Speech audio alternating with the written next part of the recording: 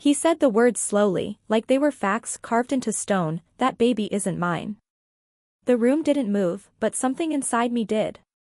By the time he walked out, I already knew what I'd do, not to prove him wrong, but to make him remember what silence can do. My name is Clara Evans, 32, living just outside Austin, Texas. Our marriage was built on morning coffee, late-night TV, and quiet habits that never felt dangerous until he doubted my child. Mark had always been calm, composed, logical. The kind of man who made you feel guilty just by looking at you. When he said those words, I didn't argue. I just nodded and watched the way his eyes waited for my defense. The night he told me the baby wasn't his, I didn't cry. The words just fell into the room like cold rain, soaking through everything, quietly. He went upstairs without looking back, and I sat on the couch staring at the half-empty bottle on the table.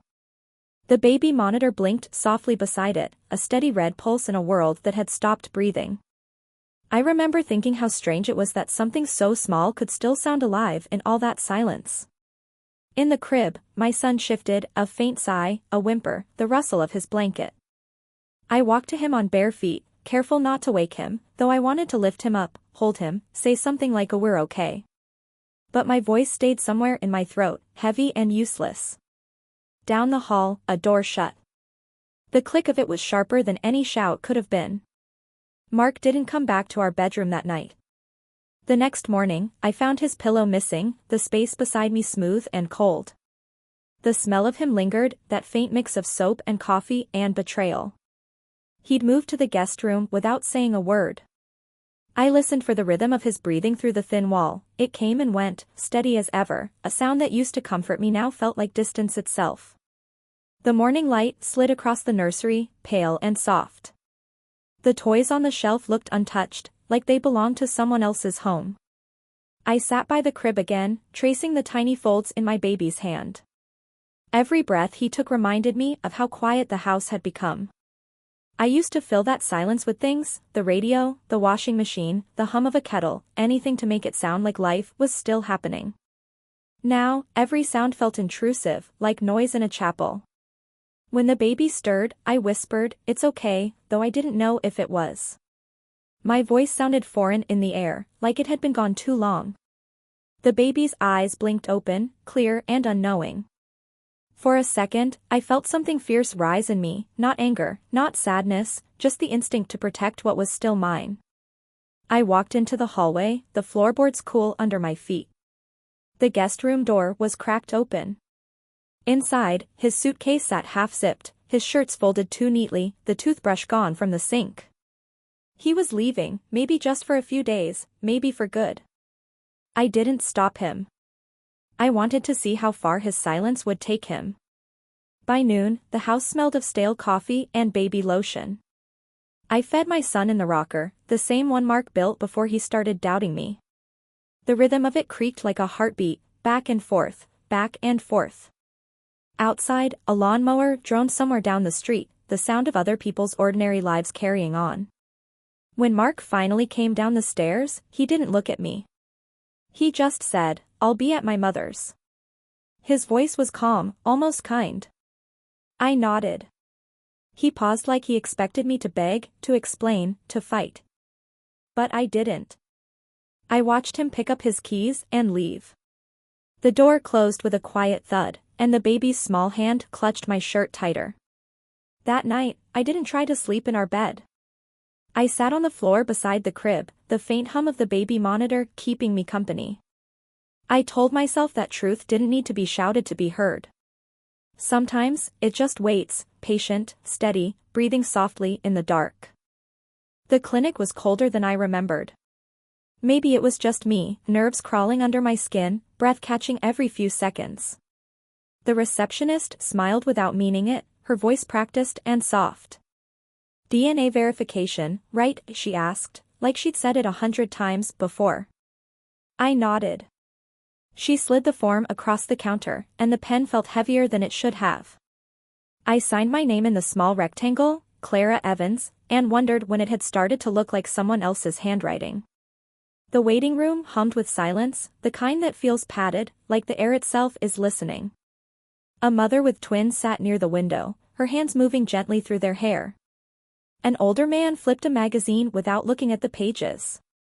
I stared at the vending machine, at the way its glass reflected me, tired eyes, pale skin, an expression somewhere between grief and control. When they called my name, I stood too fast. The nurse was kind, maybe too kind. She had a small heart tattoo near her wrist that kept catching my eye. I thought about asking if she had children, but the words never made it past my teeth. She took the swab, quick and careful, and said, "You'll get the results in a few days." Her tone was steady, neutral, but her eyes said she'd seen women like me before, quiet, cracked open, pretending not to bleed. I left through the back exit to avoid the glass doors and their reflection. The Texas sun hit like a warning, bright, sharp, unforgiving. My car felt like an oven, the steering wheel hot enough to burn. I rolled the windows down and let the dry wind whip across my face. There was a piece of gum stuck to the dashboard, one Mark had left weeks ago. For some reason, that small detail hurt more than anything. I drove aimlessly for an hour. Past the grocery store where he'd held my hand the first time someone called me Mrs. Evans. Past the park where he'd kissed my forehead and said, "We'll make it through anything." Past everything that now felt like a lie printed on fading paper. At a red light, I thought about calling him.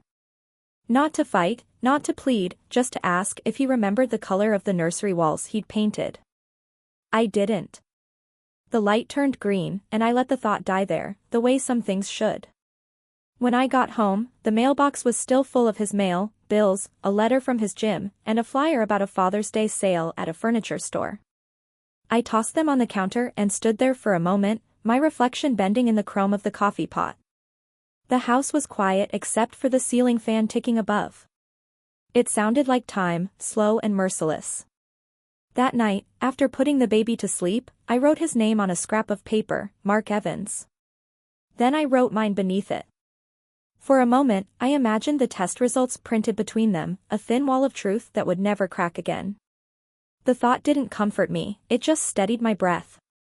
When the phone rang the next morning, the clinic number flashed on the screen.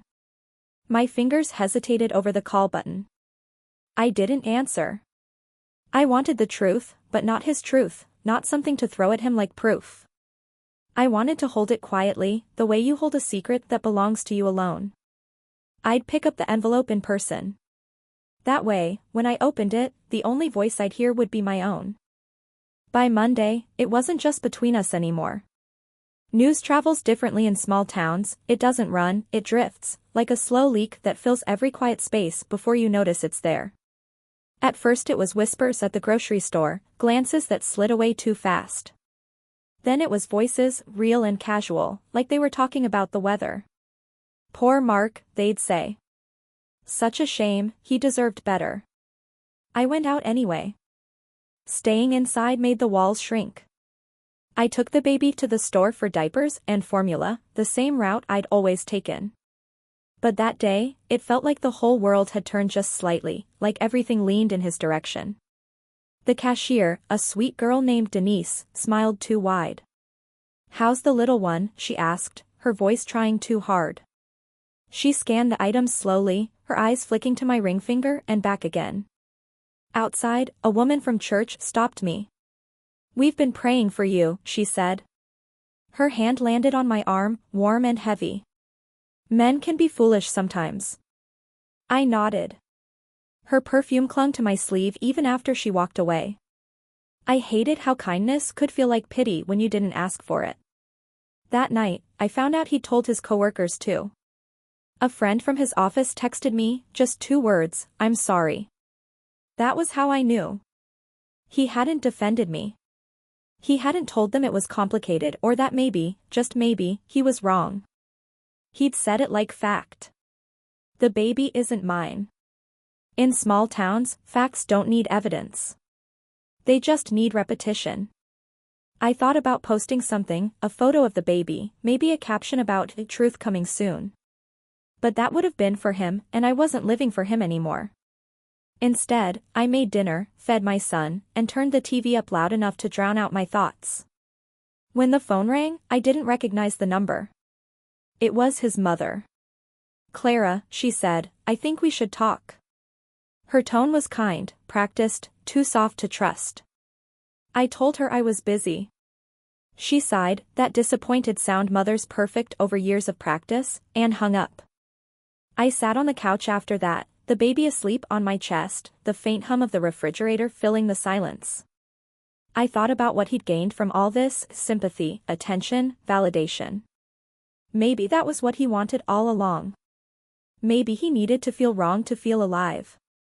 The next morning, when I went for a walk with the stroller, the neighbor across the street waved but didn't smile. She'd been at the same church potluck as Mark's mother. I could almost hear the echo of her voice, such a shame. Poor man. I realized then that truth doesn't live in words.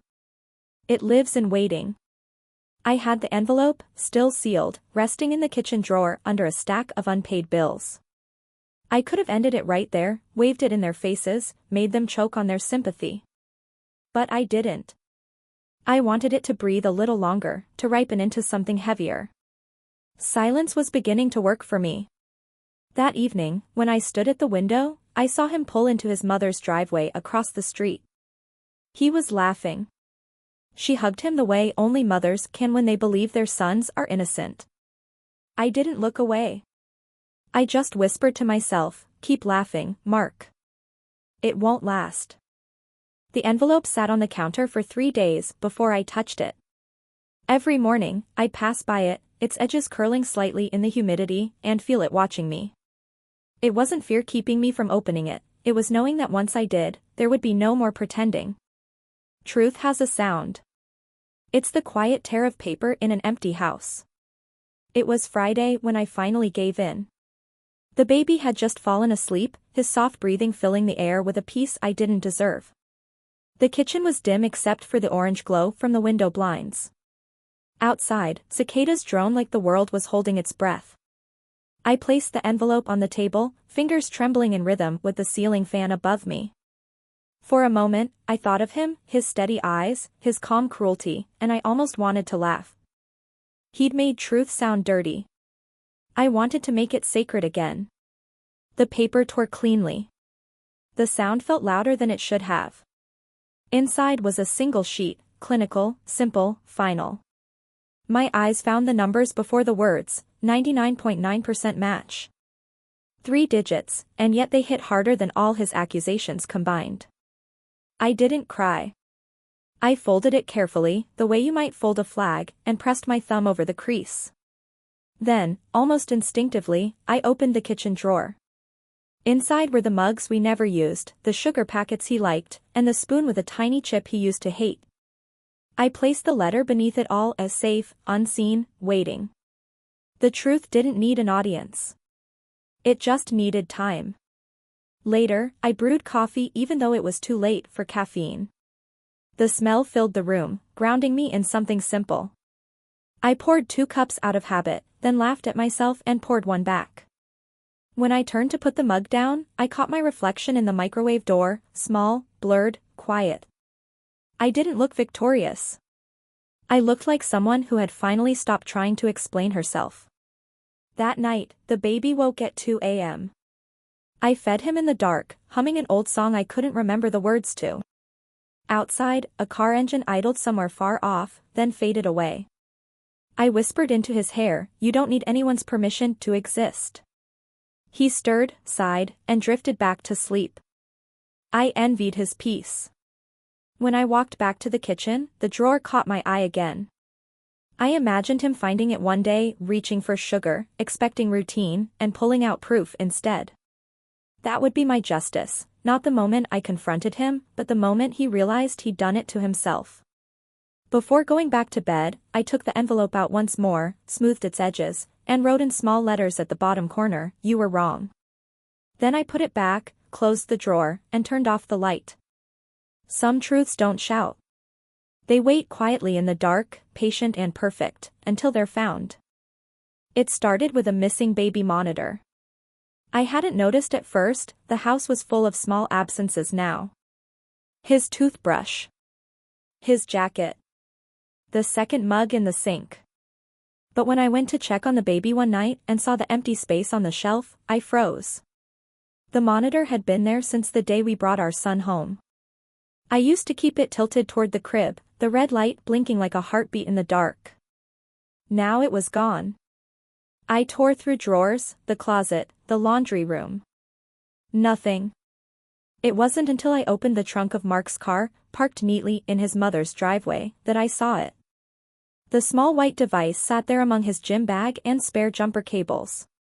I stared at it for a long time before touching it, the air around me sharp with the smell of gasoline and pine. It wasn't anger I felt, it was recognition. The kind that tells you something has already been decided for you.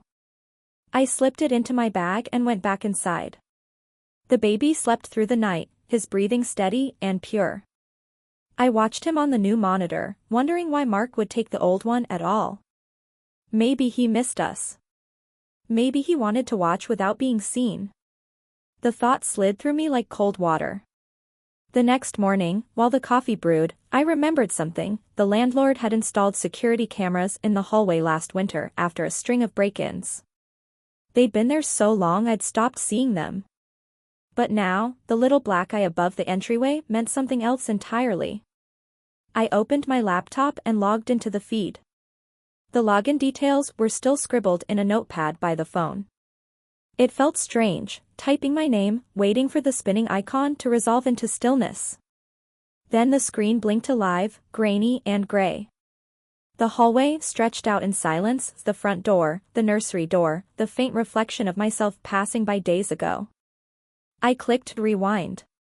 Hours slipped away, shadows moved across the carpet, light dimmed, returned, dimmed again.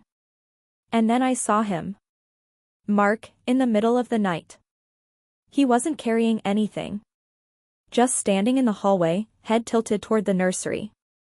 He moved closer to the door but didn't open it. His shoulders rose and fell once, like a deep sigh, and then he reached up, fingers brushing the baby monitor camera, turning it slightly toward himself. For a moment, his face filled the screen. Blank. Careful. Then he walked away. I watched that 5-second clip over and over. Not because I didn't believe it, but because I wanted to memorize it, the exact look of someone who'd chosen his story over his truth. He hadn't needed evidence, he'd needed control. I downloaded the footage and saved it to a hidden folder on my laptop. It wasn't about proving anything to anyone else. It was for me, for the nights when doubt would creep back in like fog. For the reminder that silence wasn't weakness. It was power, waiting. Later that evening, as I fed my son, the house creaked with the settling heat of the day. The red light on the new baby monitor blinked softly beside me. I whispered, almost to it, he doesn't know what I saw. And that secret felt heavier and safer than any lie he'd ever told. The night he came back, the house had already learned to live without him. It was past midnight, the cicadas had quieted, the baby was asleep, and the air outside was heavy enough to feel like it might rain. I was sitting in the living room with the TV muted, the light from the screen flickering softly across the walls. That's when I heard the knock, slow, polite, almost careful. For a moment, I thought it was the wind. Then his voice followed, low and uncertain. Clara, it's me. I didn't move at first. The sound of his voice through the door made my chest tighten, not with longing, but with memory. How many times that same tone had turned apologies into excuses. I stood, turned off the TV, and let the silence settle again before unlocking the door. He looked different. Not unrecognizable, just smaller. His shirt was wrinkled, his hair unkempt, eyes ringed with the kind of darkness that doesn't come from lack of sleep but from running out of things to believe in. He smiled, faintly. Can I come in? I stepped aside without answering. The smell of his cologne drifted past me, familiar and sharp. He walked in slowly, scanning the room like he expected it to have changed shape. It hadn't. The only thing different was me. I just wanted to see him, he said quietly, glancing toward the nursery door. His voice cracked a little on the word him. I nodded and watched as he moved toward the crib. The baby stirred, his tiny hand twitching under the blanket. Mark leaned down, brushing a finger along his son's cheek, his face softening. "He's beautiful," he whispered. "Looks just like you." The words hung between us, a fragile peace offering I didn't ask for. I stayed near the doorway, my arms crossed, the baby monitor's red light blinking softly beside me. He didn't notice it. He never looked where he should. After a moment, he turned toward me. "Clara, I don't know what happened. I just panicked. Everyone kept saying things, and His voice broke off, eyes searching mine for forgiveness. I didn't move. Didn't speak." He sighed and ran a hand through his hair, that old gesture of self-pity disguised as reflection. "I shouldn't have said those things," he continued. "But you have to understand, I was scared. I didn't want to be made a fool of."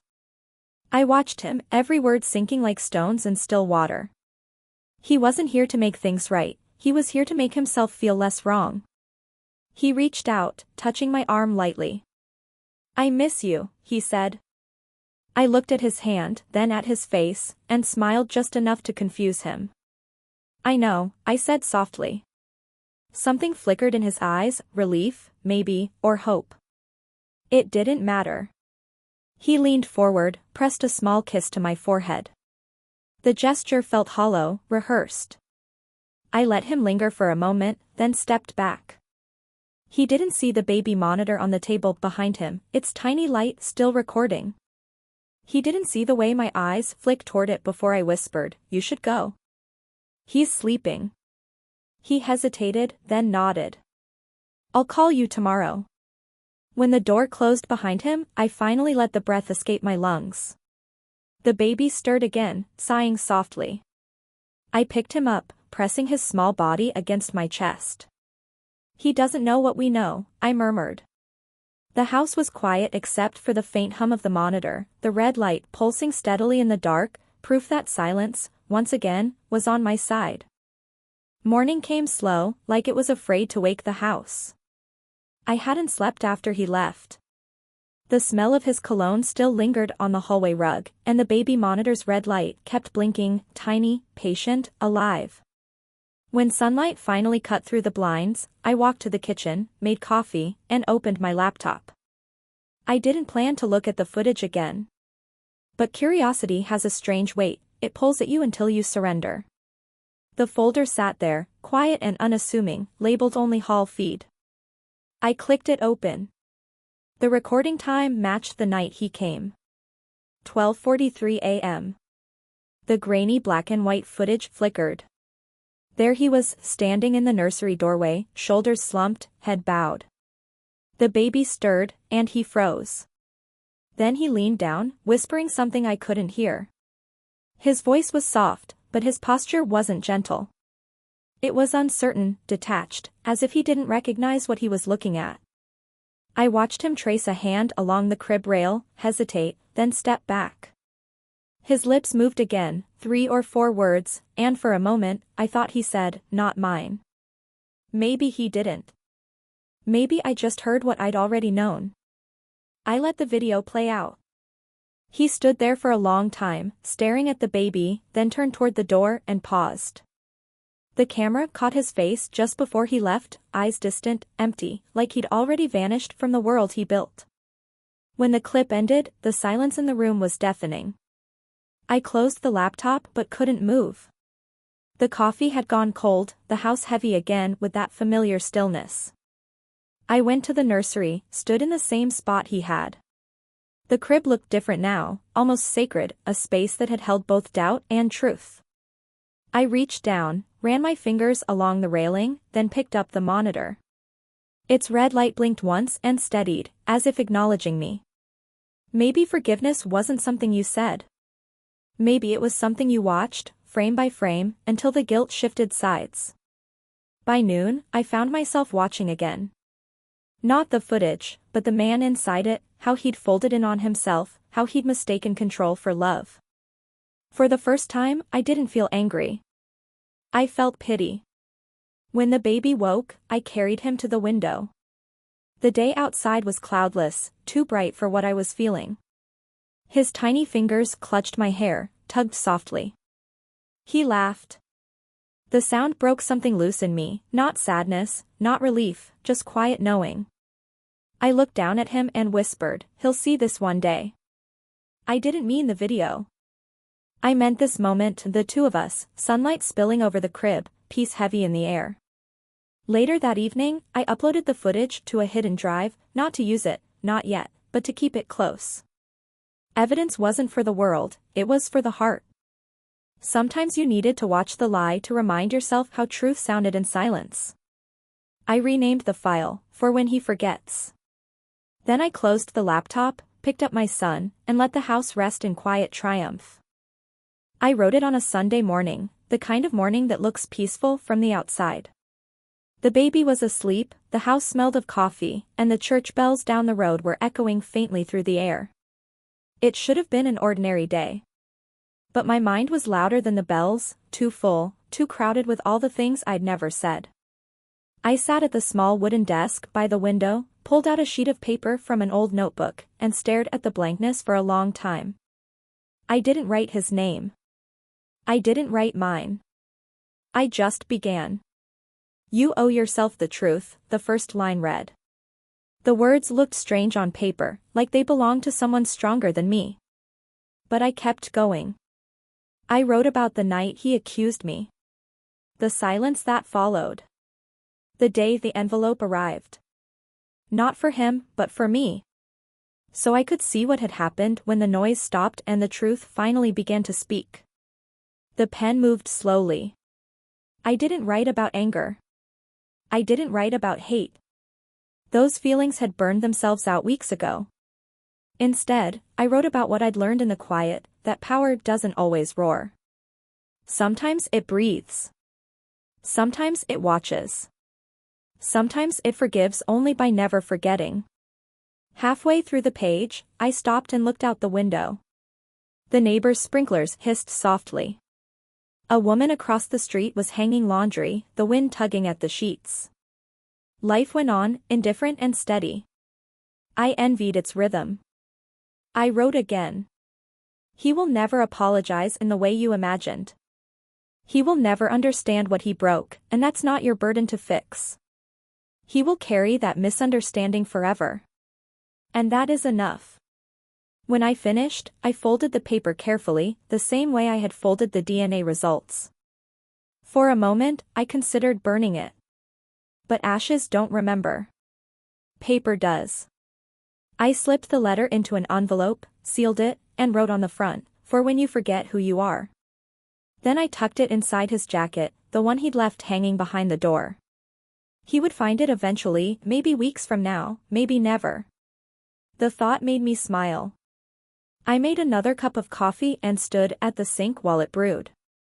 The sound of it bubbling felt like a heartbeat. I thought about how easily people confuse silence with surrender. But silence, when you choose it, is a weapon with no fingerprints.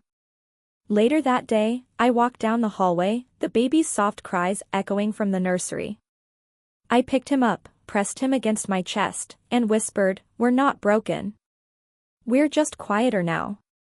He smiled in his sleep, the kind of smile that makes you believe peace might still exist somewhere. When I passed the jacket again, I touched the pocket where the letter lay hidden. It felt like a heartbeat under the fabric, not his, not mine, but something between us that used to be alive and now only remembered how to breathe. That night, before turning off the lights, I opened the drawer where the DNA results rested. I placed a hand on it and said softly, "This is enough." And for the first time in weeks, I believed it. The night before I showed them the footage, the house was still. It wasn't the kind of quiet that hurts, it was the kind that listens. I sat at the kitchen table with my laptop open, the baby monitor beside me, and the folder on the screen that held everything I needed. Not revenge. Just proof, a mirror I could finally hold up to his face. The file name glowed faintly in the dark, hallway_cam_12_43 AM. I hovered the mouse over it for a long time, not because I doubted what I'd seen, but because part of me wanted to let him walk away believing his own lie. Letting him live inside it would have been easier. But peace built on someone else's delusion isn't peace. It's a cage. When I finally pressed play, the old footage rolled in silence. Mark's face appeared again, the familiar way he lingered in the hallway, the shadow of doubt painted across him. He leaned over the crib, whispered something, and then turned the monitor toward himself, the proof of his guilt preserved frame by frame. I paused it there, his eyes staring into the lens like he was daring someone to watch. He didn't know I already was. I copied the file onto a flash drive, slid it into a small envelope, and wrote his mother's name on the front. Not out of spite, but because truth travels faster through people who think they already know it. In the morning, I would leave it at her doorstep. He came by again that night. This time, he didn't knock, he used his key, like nothing had changed. The sound of the lock turning woke the baby. I didn't move. I sat where I was, staring at the dark doorway until he appeared, his face half lit by the hall light. "Clara," he said, breathless. "Please, can we talk?" His eyes were red, his shirt untucked. He looked like he hadn't slept in days. "I made a mistake," he continued. "I just need you to understand, I didn't mean any of it." He took a step closer. I turned the laptop toward him, the frozen frame of his face staring back. He stopped mid-sentence. "What is that?" "Evidence," I said quietly. He looked at the screen, then at me. "You filmed me?" The laugh that escaped me was soft, almost kind. "No," I said. "You did." Something in him cracked then, not visibly, but I could feel it, the air shifting around us. He reached for the laptop, and I closed it gently before his hand got there. "You don't need to see it again," I whispered. "You'll remember it every time you close your eyes." He backed away slowly, his mouth open but empty. I walked to the door, opened it, and waited. He hesitated, like he wanted to say something final, but nothing came. When he stepped out, I didn't watch him go. I just listened, the sound of his footsteps fading down the walkway, the quiet sigh of the wind taking him with it. By the time the sun rose, the envelope was already gone from my porch. The house felt clean, almost light. I fed the baby, watched the light move across the floor, and realized silence had never been the absence of sound. It was the sound of truth breathing without fear. The morning air had that clean chill that only comes after a long night of rain. The yard was damp, the world quiet, and the house, finally, felt like it was mine again. I stood by the window with a cup of coffee cooling in my hands, the baby's faint breathing drifting through the monitor beside me. Every sound seemed sharper, more honest. When Mark's mother called, I let it ring twice before answering. Her voice trembled, thin as old paper. "Clara. I got your envelope." I didn't say anything. For a long moment, she just breathed. Then she whispered, "I'm sorry. For everything." There was no anger in her tone, only something hollow, like a room being emptied. She didn't ask me to explain, and I didn't offer to. Some truths don't need an audience, they simply shift the air and move through people, rearranging what they believe about themselves. When the call ended, I placed the phone face down on the table. The baby stirred. I walked to his crib, lifted him gently, and pressed his tiny hand to my heart. He blinked up at me with those steady eyes, the same color as mine. The same that Mark had doubted.